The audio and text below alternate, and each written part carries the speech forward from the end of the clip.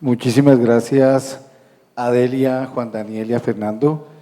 Yo pienso que es una exposición bastante concreta de lo que es la marihuana y realmente los usos que se puede dar, y en el caso de Delia, una alerta grande hacia el análisis de en quién usarlas, y un análisis también de Juan Daniel de cómo podemos llegar a psicosis, podemos llegar a desencadenar ciertos tipos de esquizofrenia, por supuesto teniendo componentes genéticos, componentes ambientales y también componentes comportamentales.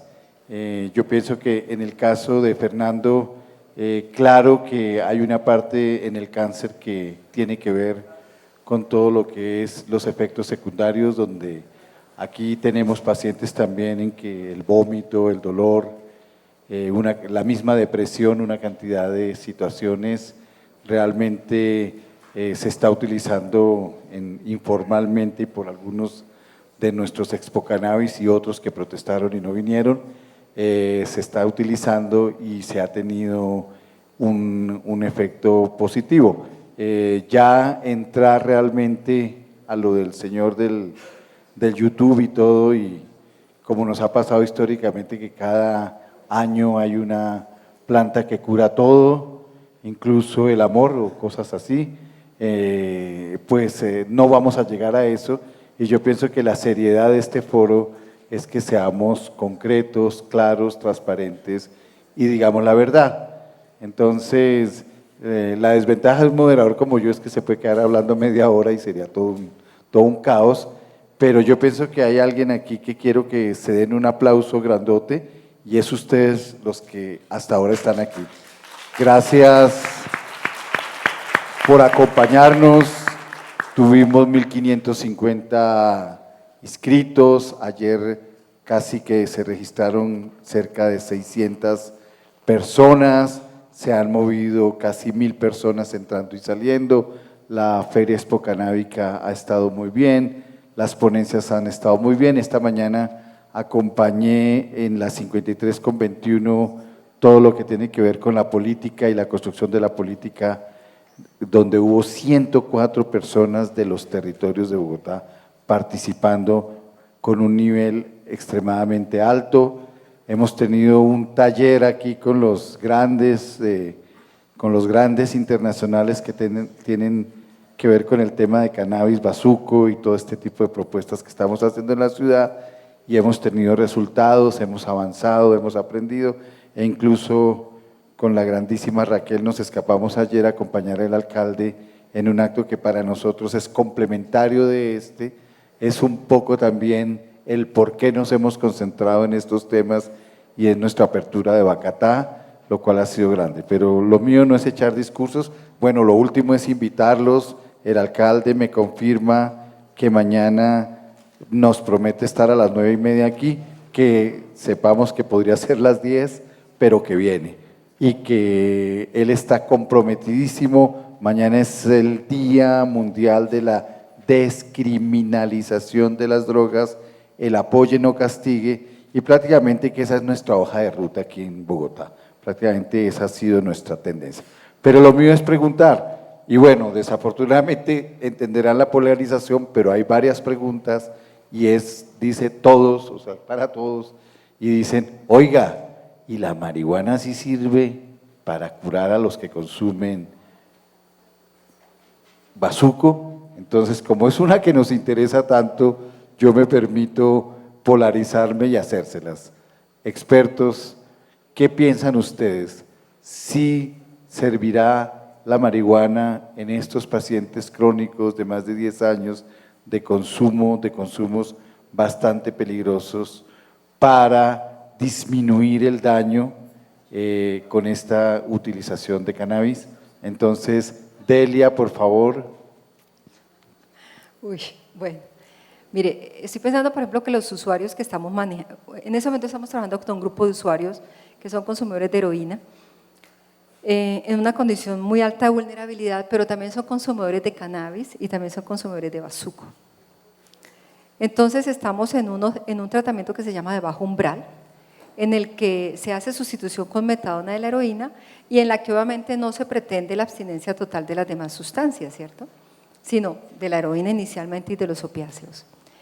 Lo que hemos visto con el tratamiento, ya tenemos más o menos un año con ellos, es que aparte de suspender el consumo de heroína, han suspendido el consumo de bazuco e incluso algunos han suspendido el consumo de marihuana, unos pocos continúan con marihuana, pero lo hacen más a bajas dosis y de manera ocasional, porque ese problema es que hay estudios también que hablan de que el consumo de marihuana puede alterar un poco la sensibilidad de receptores opiáceos y el número de receptores opiáceos. Entonces, yo creo que eso tiene que ver, esa pregunta tiene que ver con el contexto. Yo creo que depende del tipo de usuario, depende de tiempo de consumo, depende de qué comorbilidades tiene. Por ejemplo, cuando miramos presencia de patología dual, nosotros encontramos mucha personalidad antisocial en nuestros usuarios, mucho antisocial.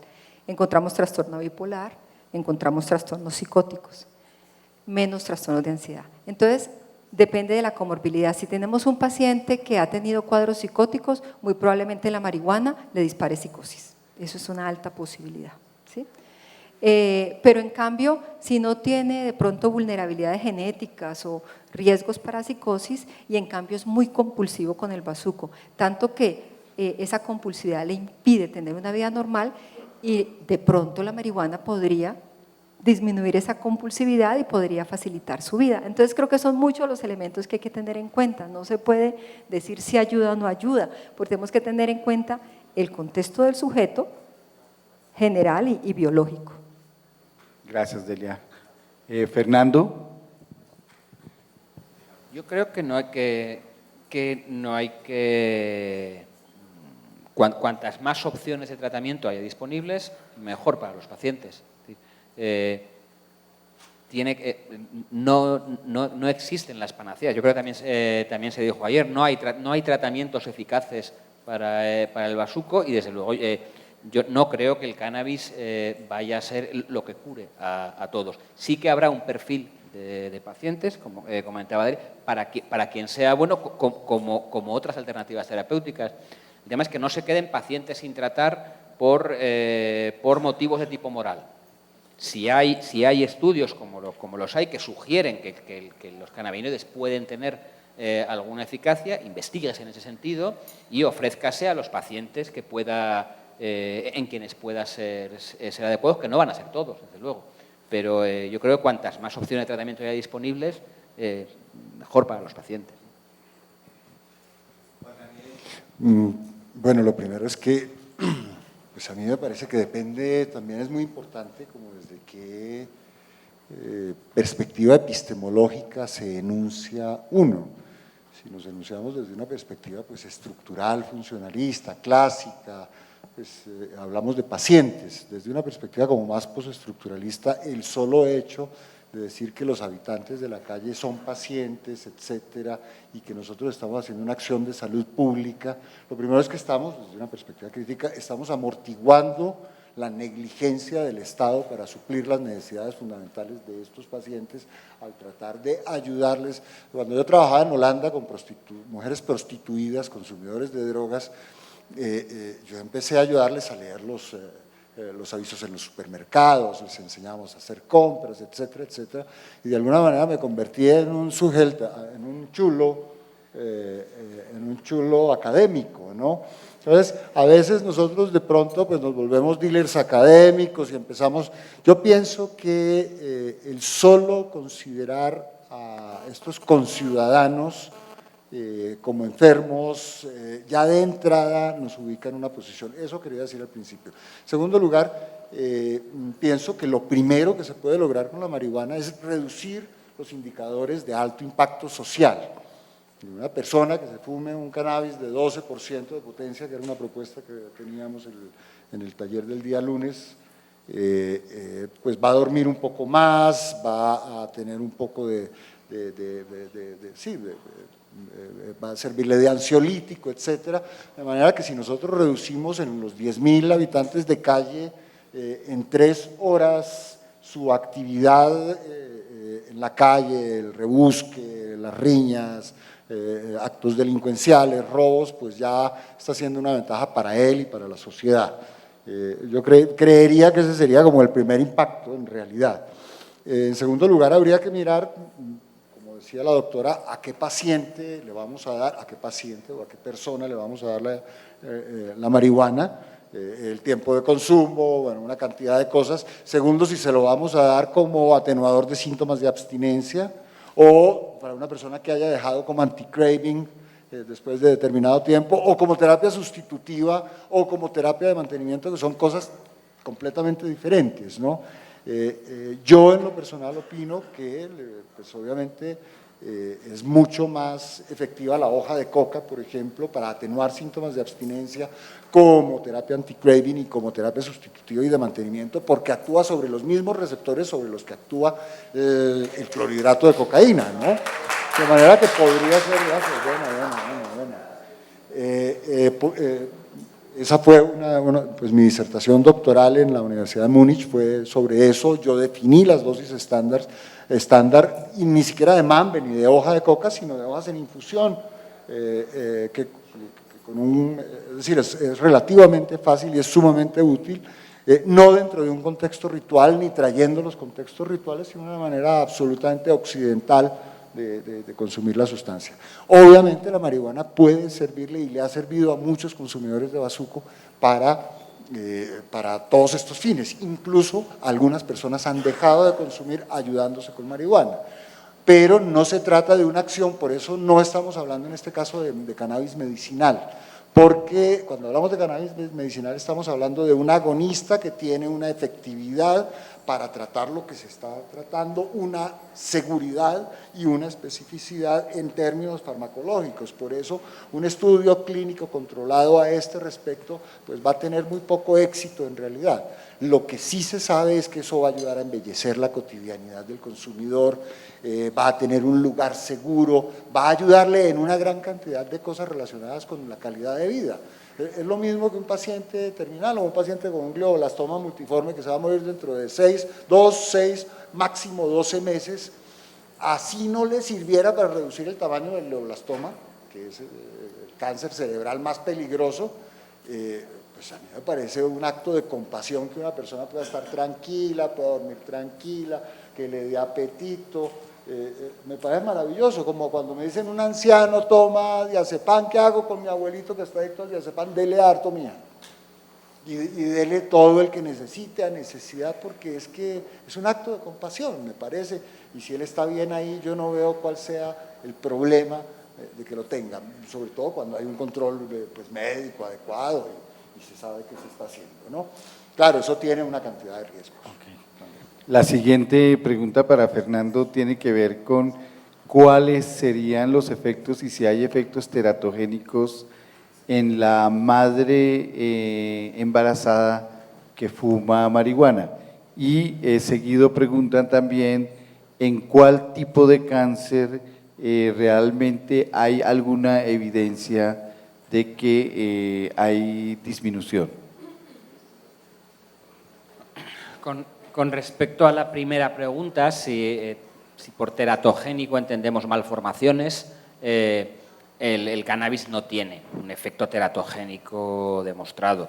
Sí que se sabe que en hijos de madres fumadoras existen déficits neurocognitivos, que en general son de pequeño tamaño y que desaparecen al cabo de unas semanas o de algunos meses.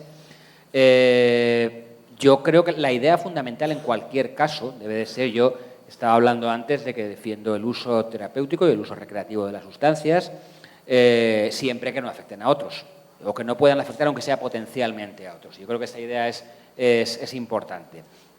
En ese sentido, aunque el cannabis no tiene potencial teratogénico y comparado con otras drogas, otras sustancias, los efectos sobre el feto son moderados, yo creo que el mensaje debe de ser de no consumo. Creo que es de las pocas circunstancias en las que el no, en las que debemos usar el no como mensaje. Yo creo que ese no tiene más valor que el no porque sí, ¿no? El no por sistema. Con respecto a la segunda pregunta, hasta el momento en humanos no hay demostrado nada. No está demostrado que el cannabis influya en la evolución de ningún tipo de cáncer, ¿no? Tenemos este estudio que es muy interesante sobre glioblastoma y en el cual, insisto, se está usando el tratamiento habitual y añadiendo THC.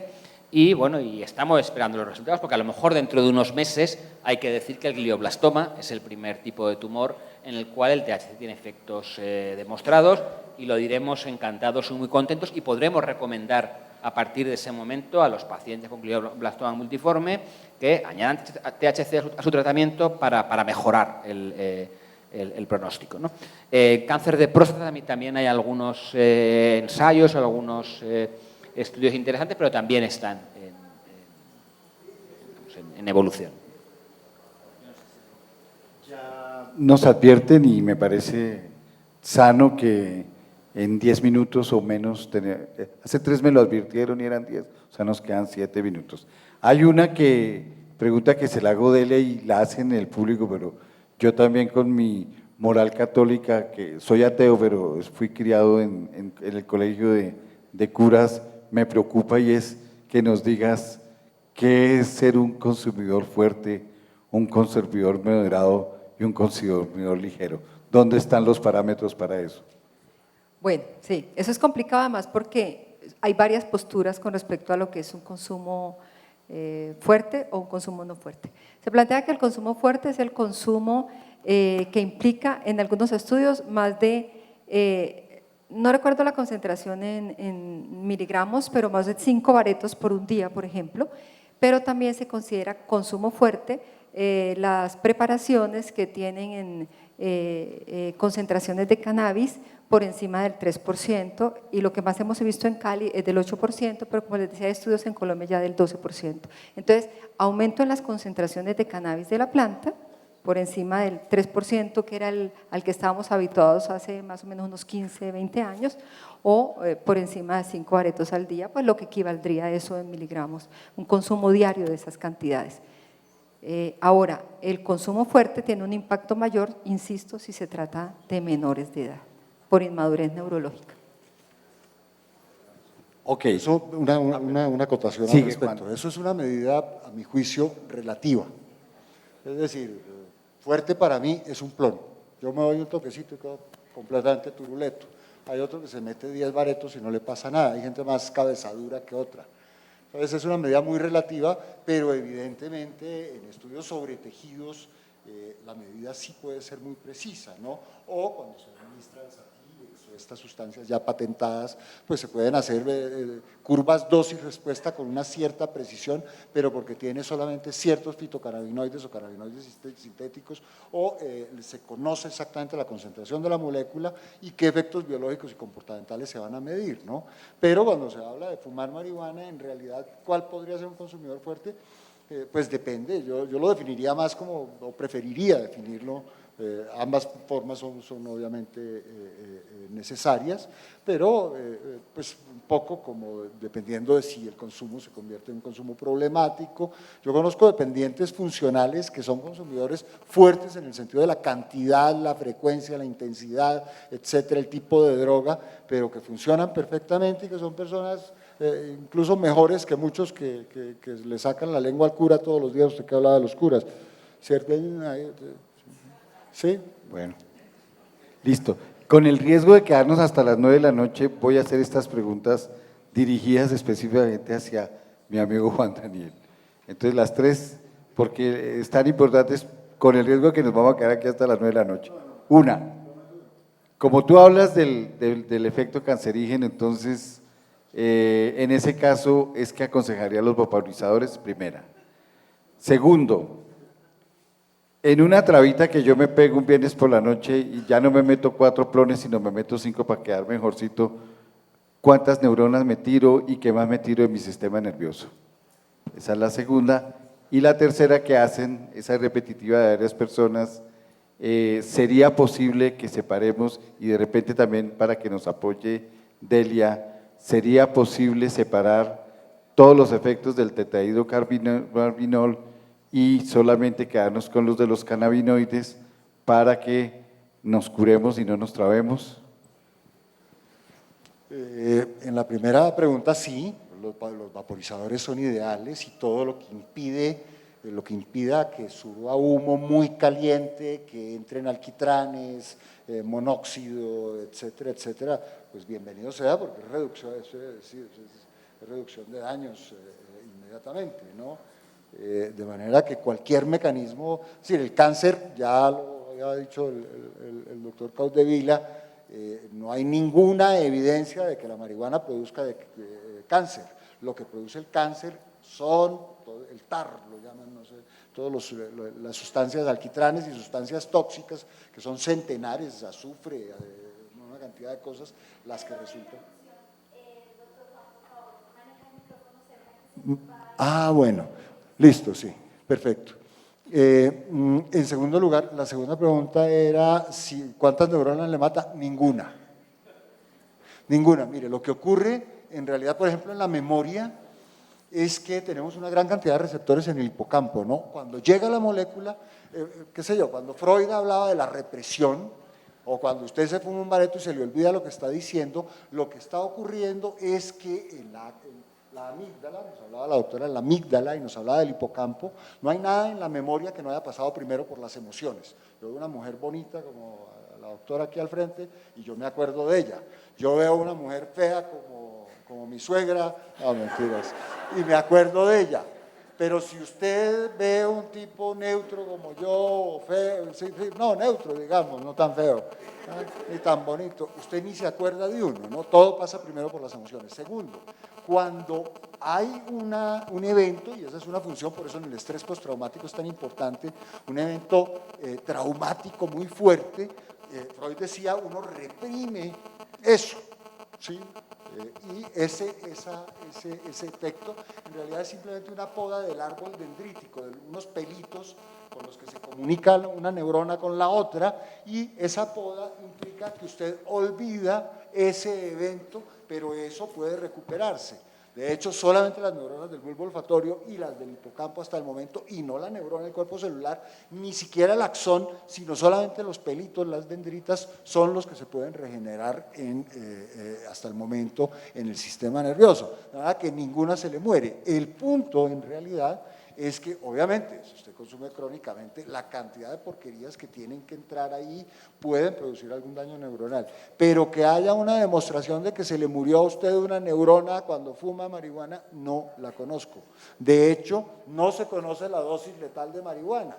Cuando un solo cigarrillo tiene 2 dosis letales para 2 adultos de 90 kilos.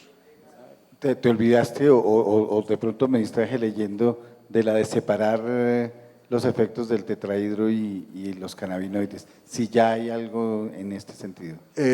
¿Separarlos de qué manera? Aquí preguntan, ¿es posible que separemos los efectos de los cannabinoides y el tetrahidrocannabinoide, claro, usemos uno o lo otro indistintamente? Claro, son conocidísimos. Ponga usted patentes de fitocannabinoides y le salen al primer clic más de 200.000 resultados bueno, en la red superficial, ¿cierto? De manera.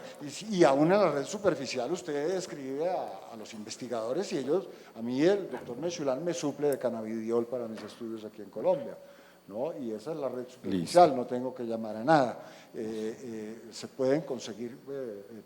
un último minuto ya para cerrar porque veo que ya está la presentación y todo. Y esta pregunta la hago por respeto a quien lo hizo y porque esto es un foro internacional y mejor que oigamos a los españoles. Entonces, pero tengo dificultades para leerle. Ojalá que la persona que la hizo esté aquí. Comprendo que dudes del RSO. Del RSO. Quisiera saber si has tenido pruebas empíricas de que no funciona. Pues yo personalmente he tenido pruebas en el sentido afirmando por RSO, mi inquietud tiene bases empíricas de más de 4 años, no es mucho. El RSO… RSO es el Rick Simpson Oil del que estaba hablando. Bien, en ciencia las demostraciones tienen que ser positivas. Es decir, la pregunta es… ¿me dejas la pregunta ha sido… has tenido pruebas empíricas de que no funciona. No es que no hay que tener pruebas de que no funciona, hay que tener pruebas de que funciona. Es decir, hay que presentar pruebas. Si yo digo que Hitler vive y está en Saturno, yo tengo que presentar pruebas de que Hitler vive y está en Saturno, no tengo que eliminar lo contrario.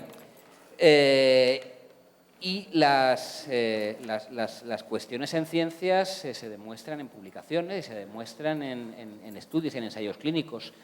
Las experiencias personales tienen valor como experiencias personales, pero desde el punto de vista de la ciencia, si no están sometidos al método científico, no son válidas. Y esto vale para para esto y para cualquier otra cuestión. Por último, un minuto para decirles que mañana estará aquí el alcalde y otras autoridades de tipo nacional e internacional, la representante de la OPS. Los invito a participar masivamente porque más que todo será un acto de tipo político, una reafirmación de que estamos en contra de la descriminalización de las drogas, de que estamos por otras alternativas. Entonces, por favor, tendremos 2 e incluso 3 auditorios para que todo el mundo pueda participar. Bienvenidos, entenderemos que el alcalde nos ha dicho que llega a 9:30, tengamos paciencia, pero será un acto importante y será un acto de liderazgo y de que la Alcaldía de Bogotá, la Secretaría de Salud, la Secretaría de Integración y DIPRON y la Secretaría de Gobierno y el Distrito tiene la camiseta puesta por el buscar otros espacios, otras alternativas en el abordaje del manejo integral del consumo de sustancias psicoactivas. Feliz noche para todos. Yo creo que nuestra presentadora va a seguir con algo. Bueno, yo creo que lo único que resta es darle un último agradecimiento a nuestros panelistas, a la moderación del doctor Camilo Juan. Quiero recordarles que las personas que quieran ponerse en contacto con el doctor Juan Daniel lo pueden hacer a través del correo electrónico judago5@hotmail.com o jdgomez@javeriana.edu.co.